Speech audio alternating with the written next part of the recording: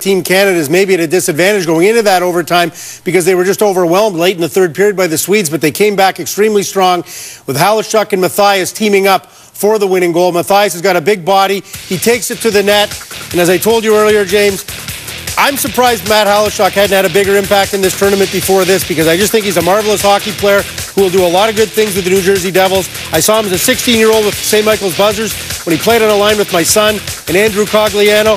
They won a provincial junior A championship that year. I never understood why the St. Mike's Majors traded this guy, but they did to the Kitchener Rangers, and now Matt Halishuk has an opportunity to win a Memorial Cup with the Kitchener Rangers, and he's got a World Junior gold medal on his mantelpiece with the winning goal. Bob, the first thought that came into my mind, and I said it out loud when it happened, and I have to say that if the goal was in at the other end of the net, it probably would be being talked about a lot more right now. Was that goaltender interference in any way, do you think? Not in the purest sense. Mathias took the puck to the net. The puck was right in the crease. He was following in after it. It was a bang-bang play. It's not as if Mathias ran into the goalie, knocked him down, and Halishuk came in after the fact while the goaltender was out. It all happened basically simultaneous. If that had happened at the other end of the ice, I wouldn't be sitting here now saying Canada lost a gold medal because of goaltender interference. It was a good hockey play, taking the puck hard to the net, and Sean Mathias is going to do that. He's done it for the Belleville Bulls, and he's going to do it for the Florida Panthers. Puck to the net, puck is in the crease, the contact is made, and there you go. Yeah. So that's a bang-bang play, and it would be awfully difficult for any referee at any time to be in a situation where he's going to wave off a goal in overtime on something as incidental contact as that. I agree with you. Had to ask the question, though, and I'm sure a lot of Swedish fans were asking the question, but you can go. It might be a bigger issue in Sweden. No, but you know what? You go by the Swedish team reaction, and the goaltender is always the first one to complain on a goaltender interference penalty. I think he was probably a little bit shocked that it went in, but Enroth did not even make a gesture towards the referee. If the puck hadn't been in the crease, and he bumped into him, and the puck came outside the crease, and now the goalie's been hit and he's gone down, and the puck was shot in when the goaltender was down and out and couldn't do anything, I would have said absolutely. But it was such a bang-bang play with the puck right in the crease. We've had 30 minutes of rah-rah and well-worthy, but boy, for a long time there, this was awful reminiscent of the preliminary round game against Sweden, because Canada in control after 2 periods, exact same score, and the Swedes just absolutely dominated in the third. What happened? You know, in the big picture, the best thing that happened to Team Canada was losing to Sweden in the preliminary round. It certainly got them on the right track. It got them motivated. And it was that bit of adversity in the first round robin game against Sweden in the third period. They had a 2-0 lead, and at 5:14 of that third period, Sweden scores the first of 4 goals. And Canada really thought they were coming back to win that game. They tied it, and then with just seconds left on the clock, Sweden gets it. That really set the tone for this team. It basically said to everybody that this was a team that was going to do things the hard way, but it also gave an opportunity for Craig Hartsburg to have some leverage with his team. You've got this team, and in Team Canada, not just this edition of Team Canada, but from the first Brent Sutter team, second Brent Sutter team, last year's team under Hartsburg, they win. They have this incredible 20-game winning streak. And you get to the point where these kids started to feel like we're invincible. We can do anything we want. Even if we're up however many goals, we're always going to come out on top. And they didn't come out on top there, and it taught them a lesson. Now, maybe not so much of a lesson that history didn't almost repeat itself in this game. Well, we have a couple things from this game, and you're right. This team certainly did not feel it was invincible because they'd gone through that experience in the preliminary round. Here's the first penalty leading to the first goal. Yeah, absolutely. You start taking penalties. You knew that was going to happen. They get a power play goal. This is the beginning of it. They started to unravel. And then you've got the icing call that Matt Halishuk couldn't get to when Sean Mathias shot it down.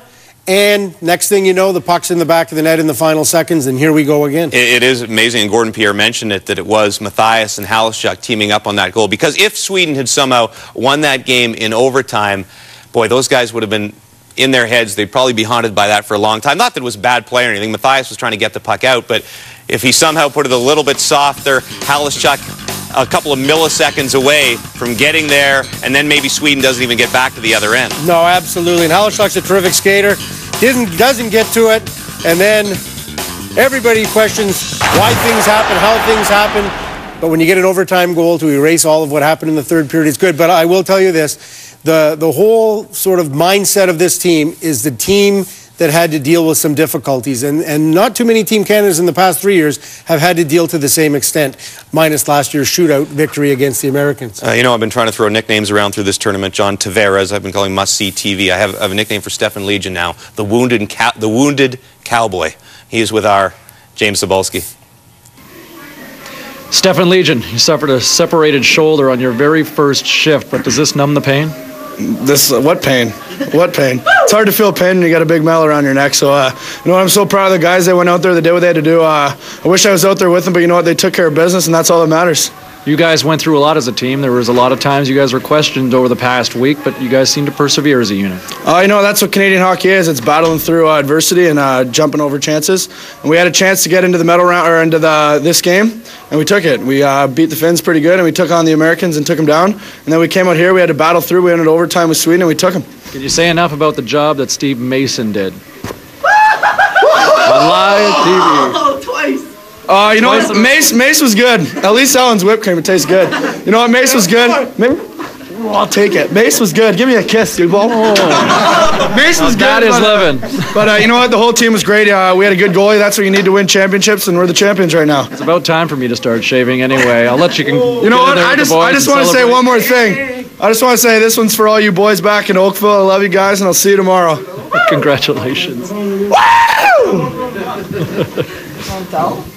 Boy, oh boy, oh boy. One of the great all-time characters at the World Junior Hockey Championship, Stefan Legion, right from the old Gino Reda vintage mustache that we saw at the beginning of this tournament. I want to show you yesterday, by the way, you heard Marchand say, twice, we got him twice. This was another interview with James Cybulski. Cybulski did not get victimized this time, but he does today.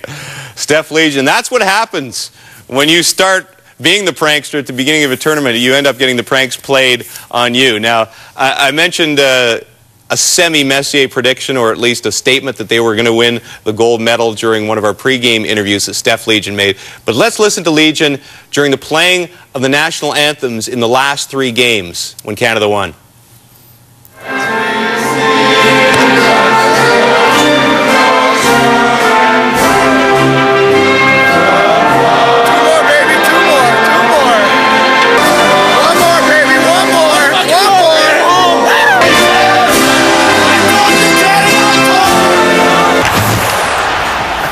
He can't even take a moment to sing. Two more. That is a guy, I got to love him in the National Hockey League, because every time the camera goes near him, he can't resist the comment. But terrific character. I don't know if you know what? I'm not sure Ken Hitchcock is ready for him. I would agree that you are right. We continue with post-game reaction. Let's see if James Cybulski has toweled off. I believe we have Steven Stamkos over in the Czech Republic. 17 years old and a gold medal winner. How does this feel? Oh, undescribable. I mean, it's just a great achievement, great honor. I'm so proud of all the guys on the team, the coaching staff. We've been together for so long, and this is the game that we wanted to do it, and to do it in that fashion was unbelievable. I mean, we had great support from the fans, and I just can't wait to party with all the boys. What does it mean to win a gold with this group? I mean, you guys seem so close right from day one. Yeah, I mean, I guess when you got a bunch of great guys like we did, it's easy to come together right from the beginning, and I think we had a very special team. I mean, right from day one, everyone was getting along with each other, and I think that really showed out on the ice. Can you say enough about your goalie and the job that he put on this week? Oh, unbelievable. Steve Mason stood on his head. I mean, there was a bunch of controversy surrounding the goaltending situation, but he definitely solidified himself as the one goalie there, and he proved himself out there. You ready to do this again next year? Oh, I can't wait to be in, especially in Canada and Ottawa. The fans are going to be unreal. Congratulations, Steve. Oh, thank you very much. Woo! Everybody's Ric Flair tonight. I moved to Markham, north of Ontario, about 7 years ago, and from the time I got there, I started hearing stories about this whiz kid, and never got the name right. It was like Stambol, Stamcoat. And then finally, a couple of years ago, I went to see him play, and he left the building with 5 points, and I left the building knowing I wouldn't forget the name again. Well, he's going to be the #1 overall pick in this year's National Hockey League entry draft. That's the first thing you need to know. The second thing, he played very well. To be a 17-year-old in this tournament and produce is a big thing. He had 6 points in 6 games, in 7 games rather. And he and John Tavares did a terrific job. Stamkos started out on a line with Matthias and Halishuk. They moved him to the 4th line, but he still got quality power play minutes and made a lot happen. John Tavares, 4 goals in this tournament. He was absolutely terrific. Started as the 13th forward. Craig Hartsburg pushed all the right buttons, moved him up in the lineup. And both these kids, both 17-year-old kids, one who will be the #1 pick in 08, one who might be the #1 pick in 09, although Victor Hedman, the big Swedish defenseman who might have something to say about that before it's all said and done, they really acquitted